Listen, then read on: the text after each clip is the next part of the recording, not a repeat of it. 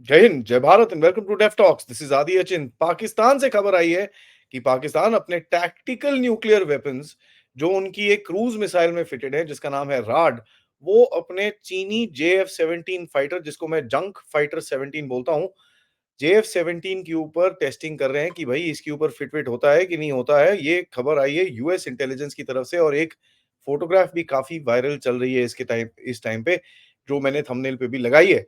जरा उसके बारे में थोड़ी सी बात करें। हम ये भी बात करते हैं कि भाई पाकिस्तान ने क्या अपनी न्यूक्लियर पॉलिसी बदली है, क्या चेंज आया है इनकी थॉट प्रोसेस के अंदर, और भारत को कैसे इस चीज को देखना चाहिए। एंड स्पेशली एक सबसे बड़ा सवाल, ये जहाज को क्यों यूज कर रहे हैं वो अपने न्यूक्लियर वेपन्स को। तो जैसे मैंने आपको बताया कि JF-17 के अंदर क्रूज मिसाइल्स बॉन्ड जो इनके न्यूक्लियर वेपन्स हैं, उनको ये लोग टेस्टिंग करके देख रहे हैं कि भाई फिट चिट बैठता है, उड़ सकता है ये जहाज, वैसे भी तो जंग फाइटर ही है, उड़ सकता है कि नहीं, कहीं पे कहां पर कौन सी चीज टूटेगी, किस चीज को जाके, ये सब they are testing it. Now देखिए, पहले इनके पास मिराज फाइटर्स थे जो इस रोल के लिए ये लोगों ने यूज कर रहे थे और इस रोल के लिए उन लोगों ने प्लान करे थे। अब पंगा ये आ रहा है कि मिराज के लिए इनके पास स्पेयर्स बचे नहीं है और प्रीटी मच उनकी पूरी फ्लीट आउट ऑफ ऑर्डर हो रखी है इस टाइम पे। So they are not able to use the Mirage fighters and इनको पता है ये चीज, तो तभी ये लोग इस तरह की टेस्टिंग कर रहे हैं। आपको ये भी पता होगा कि जो JF-17 है, वो भी उसके स्पेयर्स और उसके इंजन के चक्कर में काफी हद तक, अबाउट 40% तक इनके जो एयरक्राफ्ट हैं, इनके पास कोई 150 एयरक्राफ्ट हैं, वो भी इस टाइम पे ग्राउंडेड हैं because they have major issues.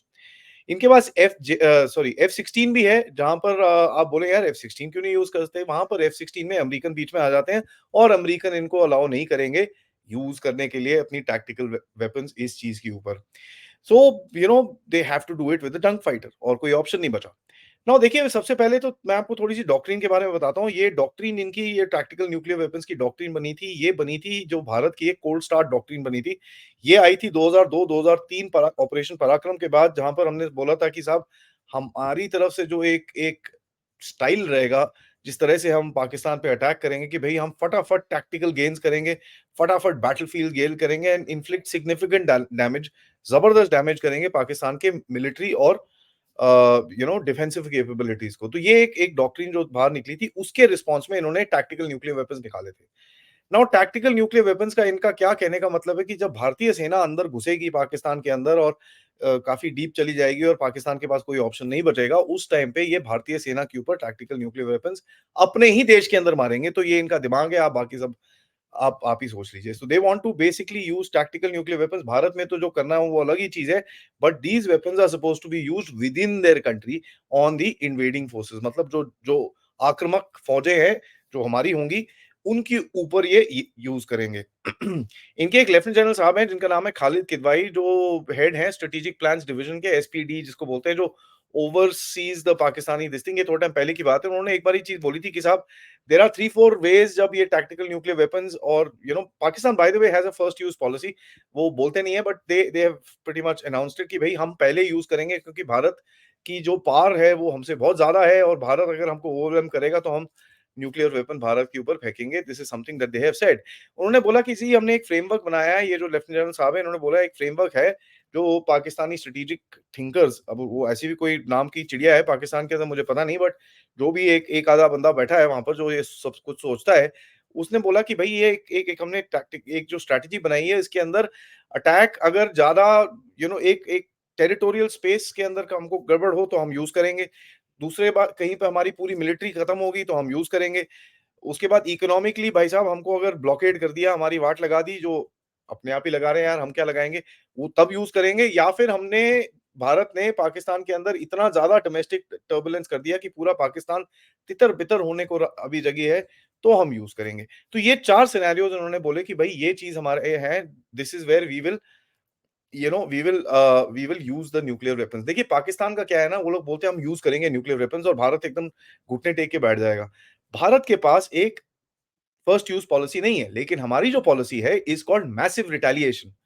Massive retaliation का मतलब ये होता है कि साहब, आप एक न्यूक्लियर वेपन का एन भी फेंको भारत के ऊपर या भारतीय फौजों के ऊपर, आपकी हम बत्ती बंद कर देंगे। बत्ती बंद मतलब that will be the last day of Pakistan, खत्म। तो पाकिस्तान की न्यूक्लियर पॉलिसी जो है, in no simple words, is good bye and never see you again. ठीक है। तो this is the nuclear policy of Pakistan, knowing the factor कि भारत में कोई भी ऐसा कोई डिस्टिंक्शन नहीं है कि आपने छोटा इतना सा फेंका है न्यूक्लियर वेपन कि इतना बड़ा फेंका है, कि इतना बड़ा फेंका है, कि उतना बड़ा फेंका है, कि एकदम स्ट्रेटेजिक वेपन फेंका है। ऐसा कुछ नहीं है भैया, आप न्यूक्लियर का एन भी फेंकोगे तो यू विल बी डिस्ट्रॉयड। खत्म। This is the policy of Bharat. So basically किस पाकिस्तान गुड बाय, खत्म कहानी, फिनिश्ड, स्टोरी ओवर। और दूसरी चीज़ ये है कि ये लोग काफ़ी चीज़ें बोलते हैं कि भई टेरिटोरियल ये हो जाएगा तो हम ये करेंगे, हम ये हो जाएगा, भारत अगर अटैक करेगा तो हम ये करेंगे, वो करेंगे, ये करेंगे, वो करेंगे। देखिए इस चीज़ के ब्लफ को तो भारत ने 2 बारी कॉल कर चुका है, जब भी कारगिल में भी मैसिव जो भी चीज़ें हुई थी, उसके अंदर भी ये लोग कुछ नहीं कर पाए। कारगिल तो चलिए हमारी टेरिटरी के अंदर ही था। सर्जिकल स्ट्राइक्स जब मिराज 2000 ने जाके बालाकोट में which is inside main Pakistan not in PoK, वहाँ पर जाके इनको ठोका था। Then also that bluff called nuclear bluff है, इसको कॉल आउट किया था। एक टाइम था देखिए भारत में भी ना हमारा थोड़ा-सा पुराने ज़माने में थोड़ा-सा दिमाग सही नहीं था। एक टाइम था इज़राइलीज़ ने हमको बोला था कि एक प्लान बनाया था। इज़रायली एयरफोर्स और भारतीय एयरफोर्स ने कि भई हम कथुआ का जो इनका मेन जगह है जहाँ पर ये सब उल्टे काम करते हैं, हम इसी को उड़ा देते हैं।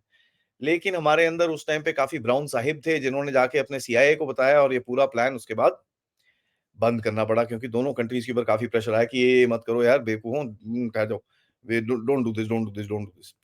दिस वाज़ नॉट अ बेवकूफी बिकॉज़ अगर हम लोग ये चीज़ कर पाते तो आज पाकिस्तान के पास न्यूक्लियर कैपेबिलिटी ज़ीरो होती। क्योंकि उसके बाद you would have been able to strangulate Pakistan and make sure they don't develop it again. And that is something that could have been done by this raid but हमारे अंदर काफ़ी सारे brown sahibs हैं, अब उनका क्या करें? ऑल इज़ नॉट वेल जैसे मैंने आपको बोला है पाकिस्तानी एयरफोर्स की हालत खराब है इस टाइम पे। Pakistan faces challenges in terms of their airframes, उनके एयरफ्रेम्स में क्रैक्स आते हैं। They have challenges in terms of their engines, they have challenges, ये सब काफ़ी सारी चीज़ें हैं। सो दे इनकी ऑप्शंस वैसे ही रिड्यूस हो रहे हैं जो एक मिलिट्री थ्रेशोल्ड जिसके बारे में बात करते हैं, उसमें भारत का इतना रोल नहीं है, इनका अपना ही रोल है where they are basically destroying their own military threshold. और दूसरी तरफ से टीटीपी बीएलए ये वो भी लगातार ठोकम-ठुकाई कर रहे हैं, तो ये अपने आप ही अपनी मिलिट्री थ्रेशोल्ड को बर्बाद कर रहे हैं। इसमें भारत क्या कुछ कर रहा है कि नहीं कर रहा, वो तो भैया मेरे को पता नहीं है but this is what is actually happening. Pakistan की देखिए मैंने आपको बताया कि F-16 के बारे में भी यूएस बोलेगा नो। क्योंकि देखिए अभी पाकिस्तान ने J-10Cs खरीदे चाइना से, ठीक है? एक वो डेल्टा विंग, एक कनाड-वनाड कहते हैं 4th जनरेशन फाइटर है, ये है, वो है, पता नहीं क्या है। और वो J-10C जो खरीदे चाइनीज़ यूज़ कर कुरा के जो मतलब देते हैं ना छोटे भाई को दे देते हैं अपने कपड़े यूज़ करके या किसी को दान पे देना होता है, तो वो टाइप उसका उसका गेम है। हाफ लाइफ उसकी खत्म हो रखी है। लिटरली घर पे पहनने वाले कपड़े हैं, खराब हो रखे हैं, रात को सोने वाले कपड़े हैं, खराब हो रखे हैं, मतलब बाहर नहीं जा सकते उसके साथ। तो दिखाने के लिए है J-10Cs बट इतना दम उनके अंदर नहीं है।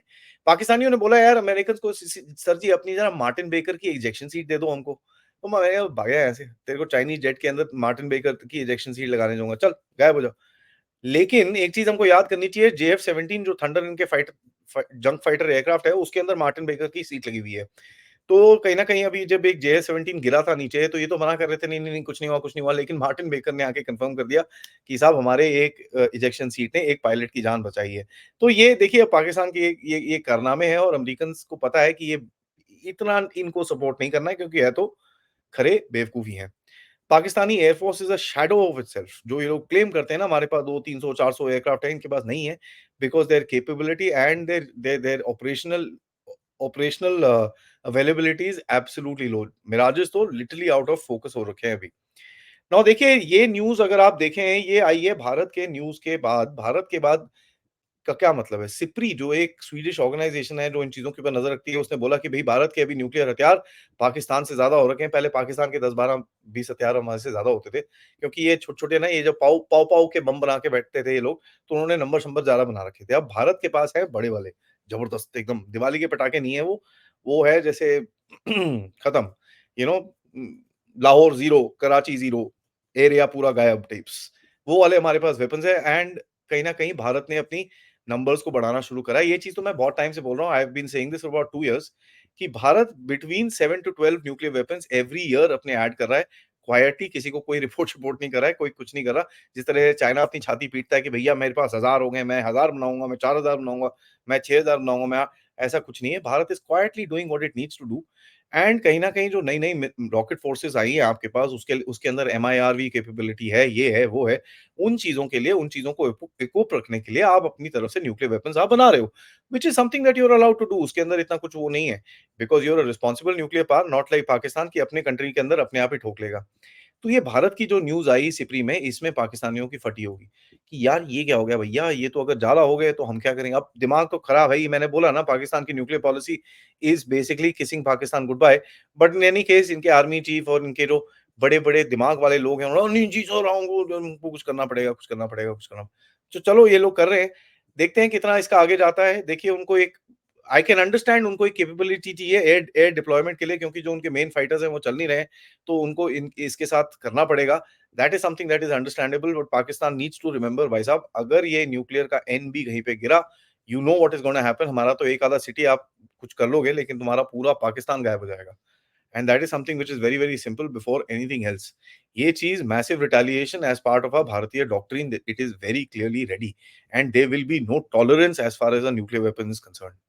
इसके ऊपर और भी ट्विस्ट है कि आपको मैंने थोड़े टाइम पहले बताया था सऊदी अरेबिया की भी नज़र है पाकिस्तानी न्यूक्लियर वेपन्स पे क्योंकि कहीं न कहीं अगर यूएस के साथ जो इनकी डिफेंस डील चल रही है, उसके अंदर सऊदी को भी अपने थोड़े से पटाखे चाहिए होंगे क्योंकि ईरान के पास पटाखा है, इज़राइल के पास पटाखा है, तो सऊदी को अगर नज़र से नज़र मिला के इनको देखना होगा, तो सऊदी को भी थोड़े से पटाखे चाहिए होंगे, तो वो पटाखे सऊदी को बनाने तो देगा नहीं कोई, लेकिन वो पटाखे अब पाकिस्तान से आ जाएँ तो फिर कुछ ना कुछ एडजस्टमेंट हो सकती है। सो मेरे हिसाब से जो पाकिस्तानी पटाखे हैं उनकी जो लाइफ है वो ज़्यादा नहीं है। ठीक है, खेल लो, अच्छा है, खिलौने हैं आपके पास, खेल लो, बेवकूफ़ी मत करना, बाकी सब ठीक है। We will figure it out the rest and इसी इसी दौर पे मैं एक लास्ट चीज़ और बोलूँगा this is also called the factor कि भैया आपको एक चीज़ समझ में आ रही है, Pakistan now understands military wise ये जो पहले बोलते थे हम दिल्ली में जाके लंच खाएँगे, दिल्ली में जाके डिनर खाएँगे, वो सब खत्म हो चुका है। ठीक है? That story is permanently over. On that note guys ये वीडियो को लाइक जरूर करिएगा, सब्सक्राइब करिएगा चैनल को and most importantly share this with your friends and families end of course yes आप इस चैनल की तरफ कंट्रीब्यूट कर सकते हैं यूजिंग द क्यूआर कोड या फिर पेपैल या फिर सुपर स्टिकर सुपर चैट्स के साथ आप कंट्रीब्यूट कर सकते हैं। आज दोपहर में मिलेंगे जब हम बात करेंगे साहब भारत के जो प्रधानमंत्री हैं वो रशिया जा रहे हैं। अमेरिका और जो डीप स्टेट है उसका क्या रिएक्शन हो रहा है, किस तरह से वो फड़फड़ा रहा है, उसके बारे में थोड़ी-सी बात करेंगे एंड रात को हम बात करेंगे एक बड़े इंपॉर्टेंट सब्जेक्ट के बारे में जिसमें काफ़ी टाइम से हमने बात नहीं करी है, वो है यूक्रेन की वॉर, जहाँ पर पुतिन ने बड़ा क्लियरली बोला है कि साहब ये पार्ट हमको चाहिए और इसमें भारत का क्या रोल रहने वाला है, क्या भारत जाके कुछ ना कुछ वहाँ पर पीस के बारे में बात करेगा। तो ये 2 आज बड़े-बड़े सब्जेक्ट्स हैं, इनके ऊपर बात करेंगे। दोपहर और रात में मिलते हैं। Thank you so much. जय हिंद, भारत।